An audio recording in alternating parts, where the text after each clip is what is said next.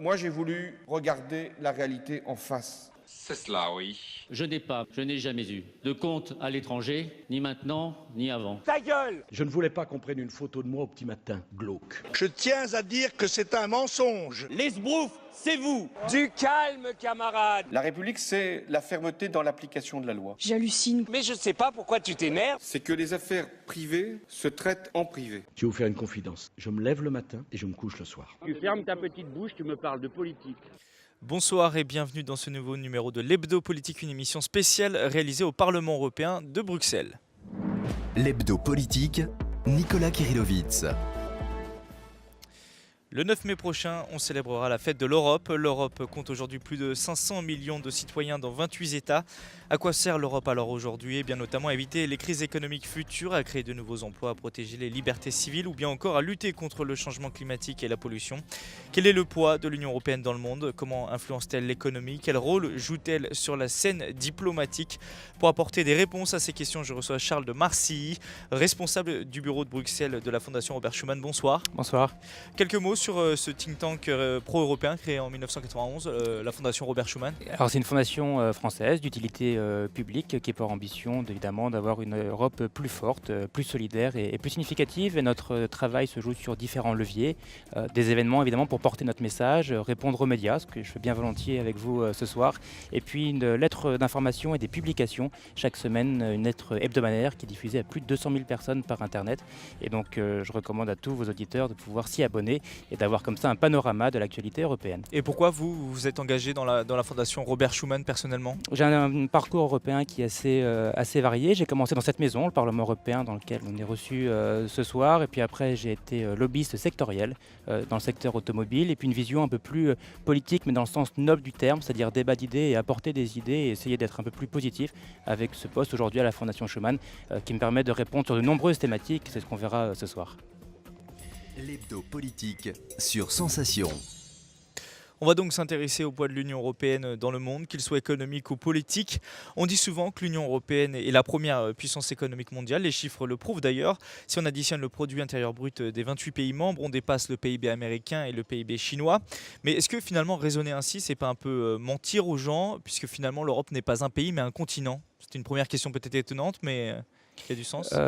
C'est pas mentir aux gens dans le sens où nos partenaires mondiaux, lorsqu'ils regardent l'Union européenne, ils s'attendent en fait à avoir un ensemble qui soit structuré. Et c'est l'objectif du marché intérieur, du marché unique, c'est de montrer que lorsqu'on fait du commerce avec l'Union européenne, évidemment qu'il y a des spécificités qui sont nationales, mais avant tout, nos partenaires extérieurs s'attendent à avoir des règles communes, à avoir une facilité dans les échanges, à avoir finalement des interlocuteurs qui soient uniques, qui ont même voix pour pouvoir en fait traiter d'égal à égal.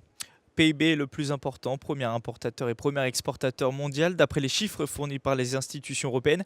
Pourtant, aujourd'hui, quand on parle d'Europe, on parle d'un continent en crise, à la traîne de l'économie mondiale. Est-ce que finalement, nous ne sommes pas trop pessimistes, la société civile, les médias, les politiques, quand on parle de l'Europe aujourd'hui? Tout à fait. En effet, il y a un certain pessimisme, déjà parce que la crise a été assez forte et a en effet impacté les économies européennes, parce qu'il y a aussi une crise de modèle. On le voit avec cette question d'austérité, de dette, de croissance. Comment essayer d'avancer un peu plus de croissance? Peut-être que parfois on se compare à des pays qui sont plus récents en termes de développement économique. Évidemment qu'aujourd'hui, la France, l'Allemagne ou l'Italie va avoir des difficultés à avoir 5, 6, 7% de croissance. Ça va un peu de soi, mais finalement on n'y pense pas tant que ça. Et donc quand on compare avec des structures qui sont paradoxalement incomparables, vous avez parlé tout à l'heure du PIB mondial, l'Union européenne c'est 23% et la Chine c'est 11%. Et donc si on se compare juste avec eux sur des chiffres, c'est un petit peu complexe. Mais aussi l'utilité de se comparer de façon globale et plus seulement de façon pays par pays, de façon individuelle, pour réellement être en fait une puissance continentale. Alors la croissance de l'Union européenne a difficilement dépassé les 1% l'an passé. Le taux de chômage atteint est juste en dessous des 10% avec autour de 27 millions de chômeurs. Qu'est-ce qui freine aujourd'hui la première puissance économique mondiale pour revenir sur le devant de la scène, en tout cas économiquement? C'est le fait peut-être que justement on a une monnaie commune, on a un marché qui est commun, mais on a encore certaines règles qui sont assez disparates sur les questions de l'investissement par exemple, sur les questions du marché de l'emploi, des retraites, de la gestion publique, de la gestion des finances publiques, tout ce qu'on appelle un peu finalement la gestion de l'État au sens large. Aujourd'hui on a des moyens qui sont en commun, la monnaie notamment. En revanche on a des moyens différents de l'utiliser. Et donc à ce titre-là il faudrait peut-être essayer de rapprocher davantage les politiques économiques, les politiques budgétaires, les questions de financement pour justement essayer de donner un nouveau souffle. Et c'est un peu l'ambition d'ailleurs, on en parlera peut-être tout à l'heure, du plan Juncker sur l'investissement. C'est un petit peu le plan aussi qui a été révélé très récemment, la première semaine d'avril, par Manuel Valls, qui veut aussi jouer sur l'investissement. Donc on voit qu'il y a différents leviers en fait pour pouvoir promouvoir une économie et de relancer un petit peu l'économie, mais que les moyens d'y arriver sont différents. Il faut donc plus d'Europe pour relancer la croissance et l'investissement? Oui, bien sûr, la question de plus d'Europe est en fait un des paramètres, mais ce n'est pas le paramètre unique. C'est-à-dire que s'attendre à que ça vienne en fait du haut, qu'on soit français, italien, chypriote ou grec, c'est un peu tromper ses citoyens ou ses électeurs en période électorale. Il faut qu'il y ait en fait différents leviers. Il y a un levier qui va être budgétaire, et c'est d'avoir en fait une bonne santé budgétaire. Comment est-ce que vous faites pour dépenser l'argent que vous avez et finalement ne plus s'endetter de façon un peu inconsidérée, comme ce qui était le cas les 20 dernières années. Le deuxième pivot, c'est évidemment de donner confiance. Alors confiance aux salariés, bien sûr, donc ça c'est une sorte de protection sociale, mais aussi confiance aux entrepreneurs, confiance aux investisseurs qui vont venir dans votre pays pour investir, pour construire je ne sais pas quoi, pour avancer sur des entreprises, pour finalement faire tourner un petit peu la machine. Et puis le dernier levier, c'est de s'assurer que vous ayez des règles de droit qui soient tout à fait uniformes et équivoques partout pour que vous puissiez non plus gérer votre business ou votre entreprise au niveau local, régional ou national, mais aujourd'hui évidemment l'espace qui compte, il est au moins européen si ce n'est monde. Si on reparle de croissance, juste 2 secondes, est-ce qu'à terme, comme vous l'avez évoqué tout à l'heure, on ne reviendra jamais à des taux de 3 à 4% comme dans les années 30, les 30 glorieuses? Est-ce qu'on va s'habituer à une croissance finalement atone qui permet juste de continuer ainsi le marché européen? Je ne suis pas oracle, ça me paraît. Mais aujourd'hui, compte tenu des facteurs que nous connaissons, ça me paraît très difficile de revenir à des 5, 6, 7% de taux de croissance, mais des 2,5, des 3, des 3,5, pourquoi pas? Ça va dépendre aussi d'où vous venez. Donc vous avez des États pour lesquels structurellement il va falloir s'habituer à être entre 1,5 et 2,5. La vieille Europe? Plutôt les États membres les plus anciens au sein de l'Union européenne, même si on voit des disparités entre l'Allemagne qui a déjà fait en fait ces réformes et d'autres pays qui sont en train de les faire, par exemple à l'Italie, ou d'autres qui sont un peu plus poussifs si on pense à la France. Donc on voit qu'il y a encore des disparités, mais que les effets sont là. Si vous prenez l'Europe du Nord, qui n'est pas la vieille Europe puisqu'ils ont intégré l'Union européenne il y a à peu près une vingtaine d'années, vous voyez que les efforts qui ont été faits à partir de 2005, aujourd'hui ont un impact important. Alors ça a un coût évidemment par ailleurs, on pourra peut-être en parler tout à l'heure, mais en termes de croissance, en termes de PIB, en termes de bien-être par habitant, ce sont ces États qui sont plutôt des modèles. Alors, on parlait aussi du plan Juncker, ce plan qui doit être mis en place cette année et qui prévoit 315 milliards d'euros d'investissement pour l'investissement justement et la croissance jusqu'en 2017. Est-ce que c'est le plan de relance tant attendu ou est-ce qu'on en fait un peu trop autour de ce plan et que finalement ça va faire un peu plouf? Je ne sais pas si ça va faire plouf. En tout cas, c'est un plan qui était attendu parce qu'il fallait, comme je le disais tout à l'heure, avoir des réformes structurelles, le marché de l'emploi par exemple, les retraites, avoir des déficits publics qui soient résorbés, donc avoir une bonne gestion publique. Et puis après, il fallait un coup de pouce à l'investissement. La stratégie et la vision du plan Juncker, c'est de s'appuyer sur la confiance. Et donc, c'est donner confiance, en fait, en mettant un petit peu la mise une première marche, de sécurité, la première marche qui permet de sécuriser l'investisseur étatiques ou étrangers et de leur dire, regardez, on va lancer des grands projets qui seront soutenus au départ, mais finalement pour une somme assez faible par la Commission européenne, la Banque européenne d'investissement. Le montant d'argent réellement frais est très très faible. On arrive à 21, 22, 23 milliards et qui sont plus des réallocations d'autres sommes plutôt que de l'argent nouvellement créé. Et puis de dire, regardez, nous on aide, nous on accompagne en sélectionnant les projets plutôt sur les nouvelles technologies, sur l'environnement, et puis espérer justement qu'il y ait un coefficient multiplicateur qui soit significatif. Selon vous, quel secteur de l'économie pourrait permettre au vieux continent de rester aux avant-postes de l'économie mondiale demain? Sur quel secteur il faut aujourd'hui cibler pour revenir sur le devant de la scène? Plus qu'un secteur, si on regarde ce que l'Union européenne met en avant, évidemment, ça va être les nouvelles technologies, ça va être l'économie de la connaissance, ça va être aussi les questions énergétiques. On pense au développement durable, aux énergies renouvelables. Donc on est comme ça sur quelques piliers qui sont assez larges, mais je pense qu'il ne faut pas mettre de côté le volet industriel, où il y a un vrai savoir-faire européen. On peut s'inquiéter en France d'avoir perdu 25% du nombre d'emplois liés à l'industrie depuis 2000. Je trouve que ça, c'est un chiffre qui est assez inquiétant parce que ce type d'emploi qui était soit très qualifié, soit peu qualifié, finalement se retrouve assez peu sur les autres secteurs qui sont complètement différents du monde industriel. Et je pense que ce que les Allemands ont fait, par exemple, ou ce que certains États du Nord ont fait, ou encore l'Italie, le fait d'avoir une industrie florissante est un facteur de développement assez fort et qui permet en fait d'avoir une base qui permet de développer d'autres secteurs. Et donc plutôt que d'identifier un seul secteur, c'est d'avoir une stratégie commune de développement économique. Et votre point de vue sur l'économie verte, c'est-à-dire tout ce qui concerne l'environnement?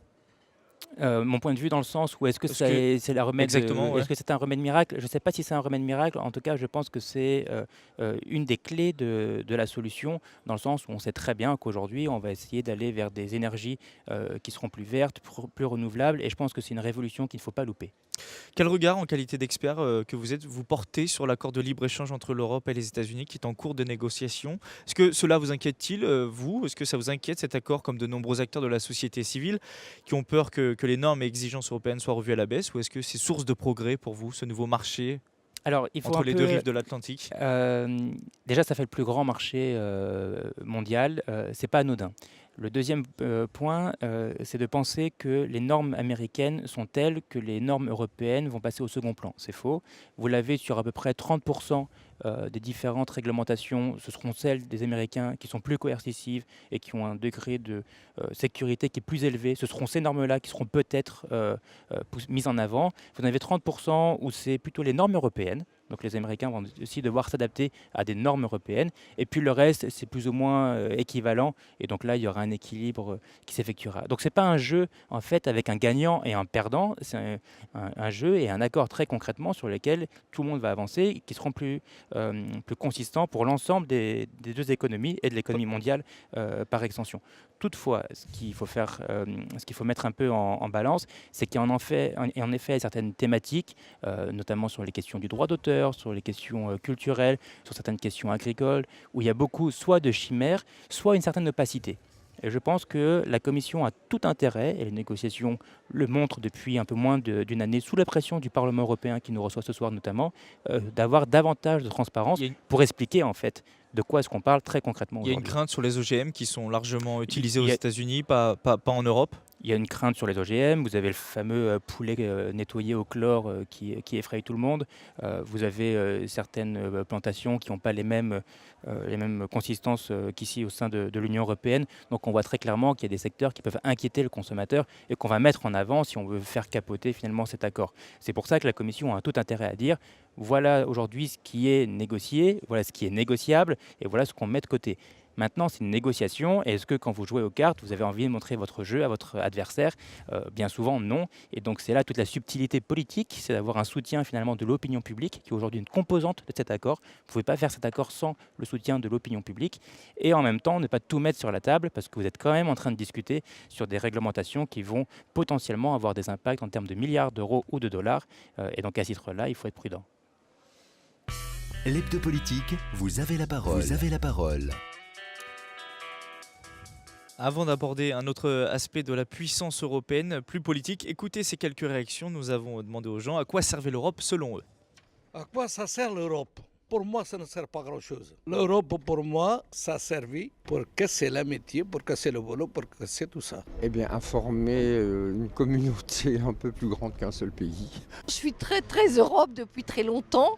On n'a pas attendu tout ça pour voir que l'Europe existait, parce que mon mari lançait, maintenant il était à la retraite, la fusée Ariane, et c'était l'Europe. Et puis plein d'autres choses étaient l'Europe, mais j'en avais conscience que c'était l'Europe. Mais là, en ce moment, je me pose des questions.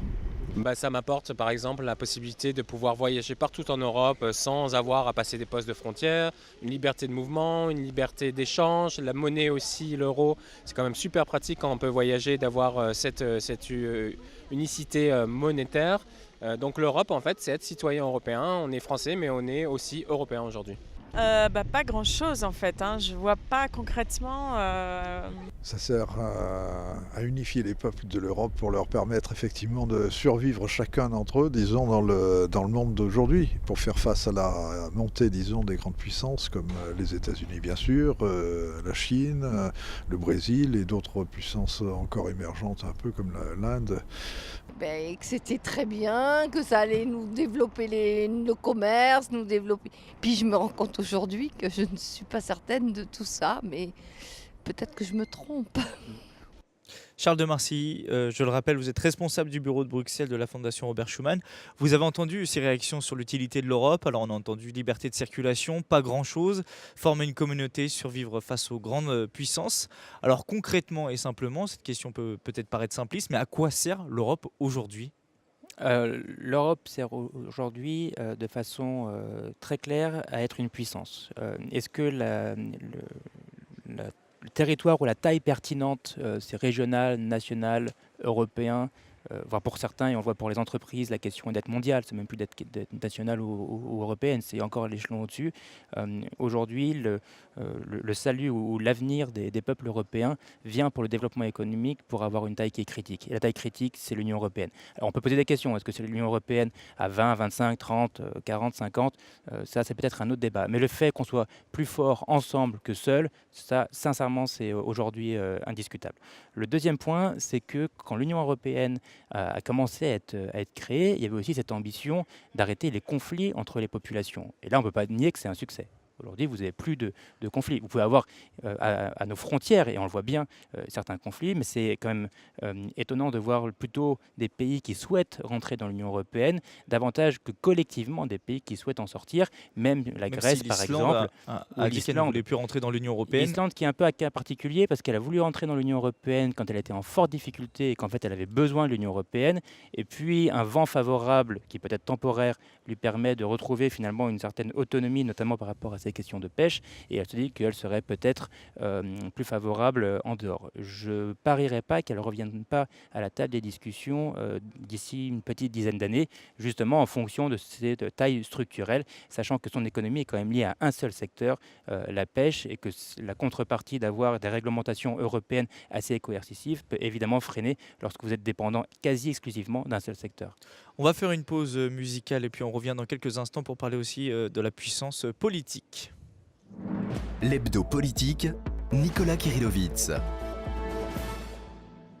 De retour dans l'hebdo politique en compagnie de Charles de Marcy, responsable du bureau de Bruxelles de la Fondation Robert Schuman.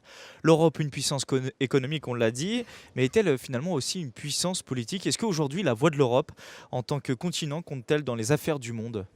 J'estime que oui. J'estime qu'elle a toujours compté, mais que c'était pendant très longtemps grâce à la force de ses principales puissances historiques, la France, puis après diplomatique, on peut penser quand l'Angleterre a rejoint l'Union européenne, l'Allemagne bien entendu, ou l'Italie ou l'Espagne, qui ont aussi une vocation à avoir une aura mondiale.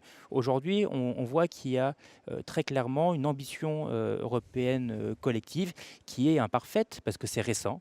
C'est le traité de Lisbonne de 2009 qui lui offre en fait cette capacité de pouvoir créer un service extérieur, une sorte de ministère des Affaires étrangères européen, qui est composé d'ailleurs de façon très majoritaire de diplomates détachés par chaque État membre. Donc on est en train de construire cette diplomatie commune qui doit s'appuyer, si on regarde au niveau des États évidemment, sur une armée, et là on en est encore très loin, il faut le reconnaître, sur des ambitions communes, et là on voit qu'il y a aussi entre l'Europe du Nord, l'Europe du Sud, l'Europe de l'Est, avec le conflit russo-ukrainien, des perspectives et des visions différentes, et que donc il faut avoir des locomotives. Si on prend sur l'Ukraine par exemple, très clairement la Pologne, la France ou l'Allemagne avec l'accord de Minsk étaient assez moteurs, et puis les autres pays qui soutiennent de façon explicite les États membres, et puis comme ça d'avoir cette dualité, de travailler en collectif et puis d'avoir des locomotives qui puissent aller un peu plus loin pour accélérer les processus. Vous l'avez dit, encore des points de vue différents. Est-ce qu'un jour on parviendra à dépasser totalement ces points de vue différents, ces intérêts qui diffèrent entre les pays? Est-ce qu'il y aura une seule voie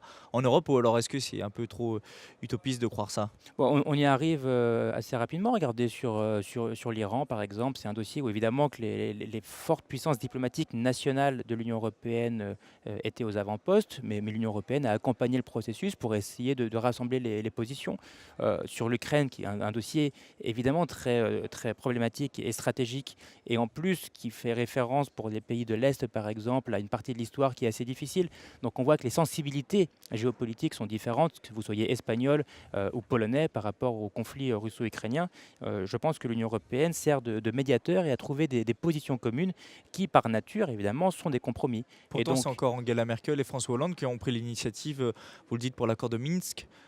C'est pas la représentante non, des mais ils étaient affaires. soutenus par les autres États membres. Ils n'avaient pas évidemment un mandat en tant que tel, mais ils étaient soutenus par les autres États membres pour essayer d'aller négocier aussi en leur nom. Et ils ont rapporté quasiment en temps réel aux autres puissances et aux autres États membres de l'Union européenne au niveau diplomatique pour s'assurer que les perspectives étaient soutenues. Maintenant, il est très clair que lorsque vous avez votre économie qui est dépendante à 100% du gaz russe, ce qui est le cas de 6 États membres, notamment les États baltes, alors que c'est moins de 2% si vous êtes le Portugal ou l'Espagne, votre perspective d'accord avec l'Ukraine ou la Russie ne sont pas du même ordre. Donc il y a des critères sentimentaux, il y a des critères économiques et puis une certaine rationalité en termes diplomatiques. Et c'est à ce titre-là, évidemment, que l'Union européenne peut servir de catalyseur et trouver des positions communes ou des compromis communs. Alors vous l'avez dit, le traité de Lisbonne qui est entré en vigueur en 2009 a permis la création d'un service européen pour l'action extérieure et d'un poste de haut représentant pour les affaires étrangères et la politique de sécurité. Est-ce que c'est suffisant aujourd'hui pour avoir une politique étrangère commune ? Est-ce qu'on dirait pour un État membre qui vient d'avoir un nouveau ministre des Affaires étrangères, qui vient d'avoir une nouvelle administration, qui vient d'avoir un nouveau ministère à créer de toutes pièces en 5 ans, maintenant ça fait un peu plus, ça va faire 6 ans avec la première année de Federica Mogherini, que c'est un grand succès? Je pense qu'il y a des succès et que très sincèrement, on a réussi à parler d'une voix commune. Maintenant, il est clair que lorsqu'on disait, lorsque Kissinger disait l'Union européenne, quel numéro de téléphone, on peut craindre d'avoir encore plusieurs numéros de téléphone, mais j'ai le sentiment qu'il y a plusieurs standardistes, mais qu'à la fin, il y a une seule voix qui porte. Et c'est à ce titre-là où c'est quand même bénéfique. Quel est votre point de vue sur la chimère d'un siège à l'ONU pour l'Union européenne au lieu d'avoir un siège pour la France et la Grande-Bretagne? Est-ce que vous pensez que c'est souhaitable et faisable? La question qu'on peut se poser, c'est est-ce qu'aujourd'hui, la France peut se permettre de prendre une décision sans finalement, de façon formelle ou même informelle, se demander est-ce que ce sera bien pour l'Europe et bon pour l'Europe, parce qu'évidemment qu'elle s'engage elle-même, mais avec cette question du siège au sein de l'ONU, la question qui est plus large, c'est cette question justement de l'Union européenne. Je ne sais pas aujourd'hui s'il y aura un seul siège, mais je pense que ce serait une ambition louable de pouvoir essayer de parler de façon collective le plus largement possible. Les partis les plus eurocritiques aiment dire que l'Union européenne est à la merci des décisions américaines et de l'OTAN en termes de défense et de politique étrangère. C'est faux ça complètement ou pas? Ou il y a une part de vérité? Je pense qu'on a essayé de faire croire, notamment aux derniers élargissements et à la suite de la chute du mur de Berlin, que le fait de rentrer dans l'OTAN et d'être sous le bouclier de l'OTAN était un préalable pour entrer dans l'Union européenne. Et donc, collectivement, ces États membres se sont dit la sécurité, c'est l'OTAN. Et jamais, ou assez tardivement, la sécurité, c'est l'Union européenne. Et on voit encore au sein du Conseil, lorsque ces questions sont trop rarement à mon goût, mis à l'ordre du jour, même si l'actualité un peu triste nous rappelle que ce sont des questions qui doivent être prioritaires, on voit qu'il y a une vraie différence de culture en fait. Et que pour certains, la sécurité, c'est le bouclier de l'OTAN et que pour d'autres, les pays de l'Est, essentiellement les pays de l'Est, et pour d'autres, au contraire, c'est d'avoir une certaine capacité, une autonomie en termes de défense pour justement peser dans le concert des nations. La force numéro 1 de l'Europe, on le sait, c'est son soft power, on va dire, c'est un modèle pour les pays en voie de développement. Est-ce que c'est toujours le cas aujourd'hui, et notamment avec la crise économique, selon vous? C'est toujours le cas. Alors évidemment, en termes de brevets, on est un peu moins ambitieux que des États comme la Chine, par exemple. Donc en termes de chiffres et de création, on peut se dire que ça va être un petit peu léger. En revanche, en termes de culture, je crois sincèrement que ça fait toujours rêver l'Europe. Que ça fait toujours rêver et de très loin. Première destination touristique mondiale. Si vous regardez même certains pays en termes de culture historique, vous avez encore un patrimoine qui est très large en termes de musique, en termes d'art, que ce soit littéraire, que ce soit pictural. Vous avez comme ça une vision qui est européenne et vous avez vraiment un modèle de culture européenne. Et j'ai plutôt l'impression qu'il fait rêver à l'extérieur davantage qu'il effraie nos partenaires. L'hebdo politique, Nicolas Kirillovitz. C'est la fin de cette émission spéciale. Merci Charles de Marcy. Je le rappelle, vous êtes responsable du bureau de Bruxelles de la Fondation Robert Schuman. Merci d'avoir répondu à nos questions. Merci aux équipes techniques du Parlement européen de Bruxelles. Pour en savoir plus sur l'Europe et ses institutions, vous pouvez notamment vous rendre sur le site de la Maison de l'Europe des Yvelines, l'adresse maisoneurope78.eu. Je vous donne rendez-vous la semaine prochaine pour un nouvel hebdo politique consacré à l'Europe. D'ici là, vous pouvez retrouver cette émission en podcast audio et vidéo sur notre site radiosensation.fr. Bonne semaine à toutes et à tous. L'hebdo politique sur Sensation.